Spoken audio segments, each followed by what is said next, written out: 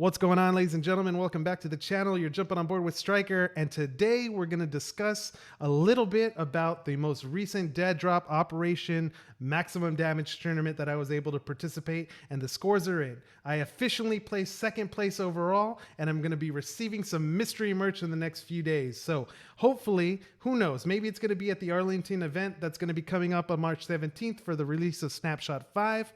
But once we do receive our prize, I'm going to make sure to go ahead and post it here so we can talk a little bit about it.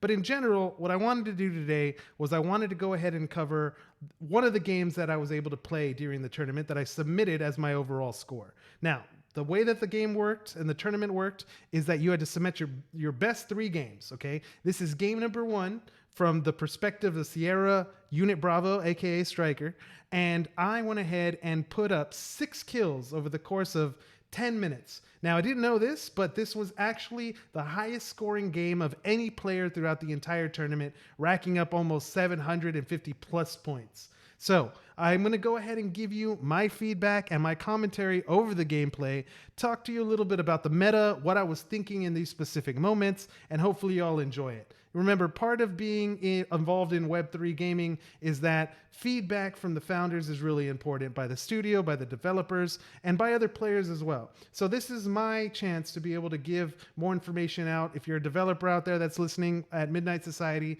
or if you're another variant founder that is participating in future events, we can talk about the gameplay, talk about what's being improved, what's changing, and how the meta evolves over time. So without further ado, let's go ahead and jump into the first game. Check this out. All right, queuing in a game. How many players? Give me a lot. Yes. Okay, 10's good. 10's good. 10's not the greatest, but I would want some more. Okay, bad spawn. I don't like this spawn. Oh, there's going to be somebody here.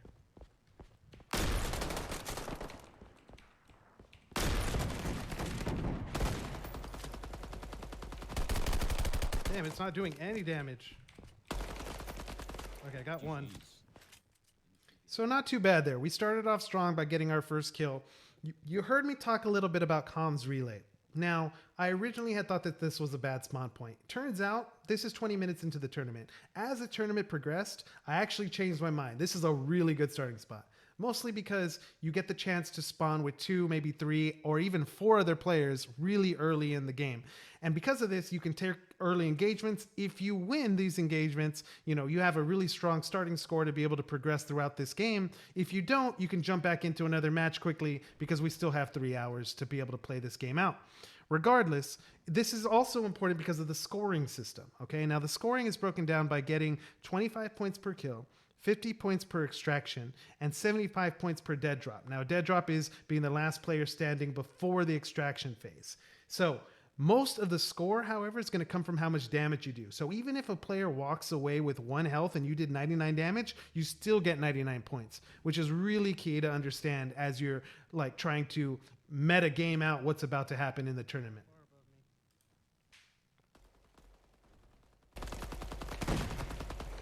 All right, there's 2 kills.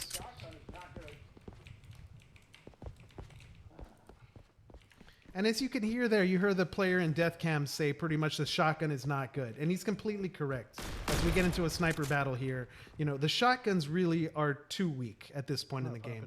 Don't be surprised if they get some buffs in the near future, whether it's Snapshot 5 or an update to follow. But right now, the amount of damage they do, the spread that they do, and the hit detection is just not there. So using them in the tournament, really not helpful. If I saw a player with it, I wanted to take advantage of it because it was a good fight for me. Oh, come on, that was a hit. A little upset that we didn't get the kill there, that it didn't register. Regardless, I've already retreated. I want to make sure that he pops out next before we continue the engagement as we do here.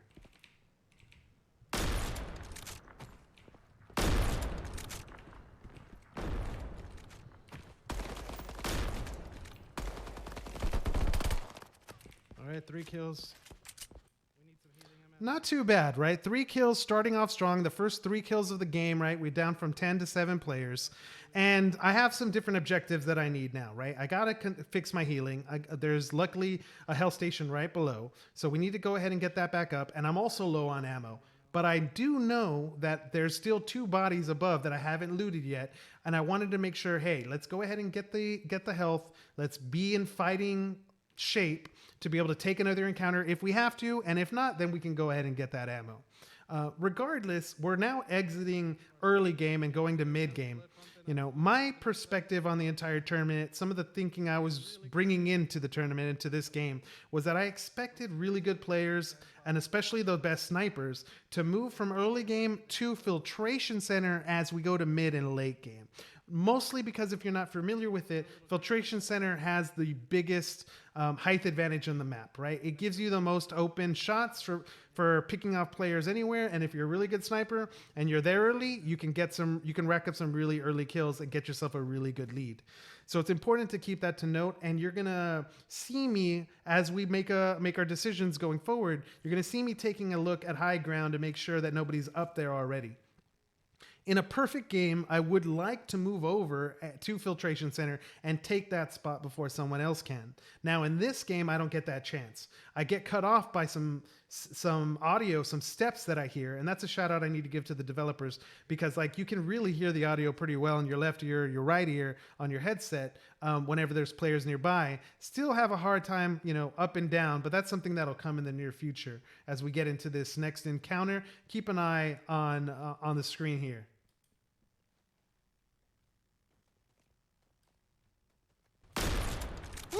Baby, let's go.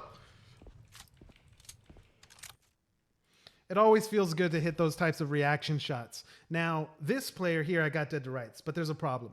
If I really do expect players to move over to filtration center and be on the roof, then me taking these shots, I'm actually out in the open. So if I can't get this kill really quick, I got to make my move. I either cross the bridge right now or I don't. Here's the part of the game where I tell you that I actually heard some steps and I decided not to cross. Right here. Because of this, I decided to come back to comms relay. I already know, hey, look, I've killed multiple players here. I have control of this part of the map. If someone's trying to come over to my part of the map, then more than likely I'm going to be able to hear them move before they hear me. Maybe I get a little bit of information advantage on that end. But for the most part, I still have good access points to be able to look out of windows, to be able to snipe. You know, the sniper obviously is the most powerful gun in the game at this point, even though I have some issues with it. You know, while it is the most powerful, you know, in this case, you do one shot, 1 kill. So you're going to do 100 damage and get 100 points plus a 25 point kill bonus whenever you hit an enemy. However, because there is an issue that comes around with the bullet velocity that makes me feel a little uncomfortable with how much I need to lead the shot. I really don't have a good grasp yet in terms of how far you need to lead your opponent. Now, if you've seen the kill montage that I posted a little while ago, you can see that my sniper really starts to pop off over the course of the entire event. But at this point, I'm still a little rusty, still not warmed up just yet. We got a player on the roof here that you're about to see my engagement with. Take a look at this real quick.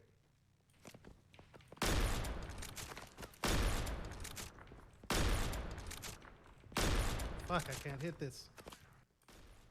So my shot's obviously off, right? But the point of this that I want to talk about is you look at the bullet trail.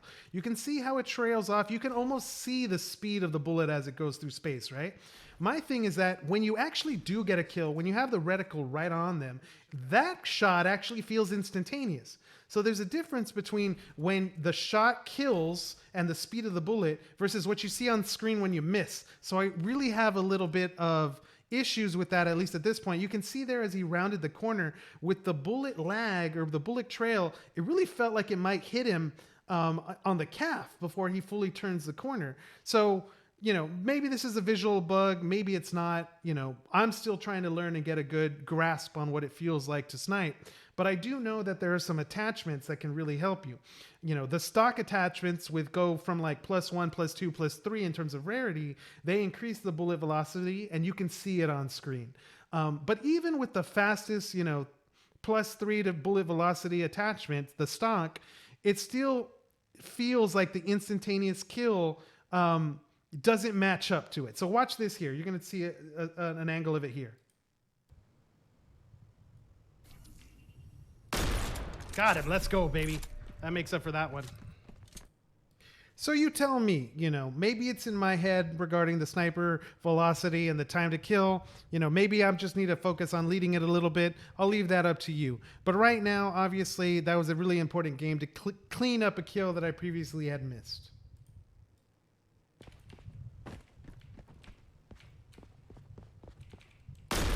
Let's go, baby. All day. This is a great run. How many people left? I can't tell how many people are left. It's not too bad, guys. Not too bad. So this is the 6th kill of this run. My best run so far. Obviously, we're still early, but now we get into the little bit of the meta game part of it, right? We got 3 minutes here on the clock for extraction. If my math is right, we should only have 2 other players and me if someone hasn't already extracted. But my thoughts here is that we still have time. We're still early. Might as well bank the points that we got right now. And remember, you have to have 3 successful clips to be able to post, to be able to compete with everyone else. It's your best 3 runs of the night for these 3 hours, and I know 6 kills is going to be up there with most. Now, I didn't know at the time that these 6 kills in this run specifically was going to be the best run for any player of the night, racking up a total of 756 points. But, I figured it's early. If I go ahead and bank the extraction rather than try to go for other kills, then I get the points now. I can play a little bit more relaxed during the tournament and give myself time to be able to make adjustments as the in-game meta changes. Now, maybe I got a little bit too aggressive here. I could have just exited there. I was at the exit point, but I saw this on the ground. I figured I'd take the loot. Thinking about it now, probably a really bad decision. The loot actually means nothing to me in this game, but I'm kind of actually stalling to maybe give myself an opportunity for a player to walk around a corner to have an engagement. Regardless, at the end, I decide to extract and bank the points. You know what? It's 5:19. I'm going to get out of here to queue into the next one. All right, that was a good win. That was a good win. Let me click this. I don't know what that looked like, but let's see. 6 kills. Okay, that is definitely good. Not too bad. We ended the game really strong. Didn't know that was going to be the best game of the night, but it happened really early on in the tournament, which gave me a little bit of breathing room. So I'm hoping to bring you guys more clips and more commentary about games 2 and games 3 that we'll post in the next few days, hopefully. But for right now, it's going to be March 3rd here coming up, and we have another Friday night Deadrop where I'm going to be teaming up with Crypto Stash and bringing you guys some more Deadrop content as we talk a little bit about the tournament, a little bit about the game, and then meet up with some of the other founders while we play out our Friday night Deadrop. So make sure to go ahead and hit that like and subscribe button. Links to all the socials are in the description below, and I will catch y'all later. Peace out.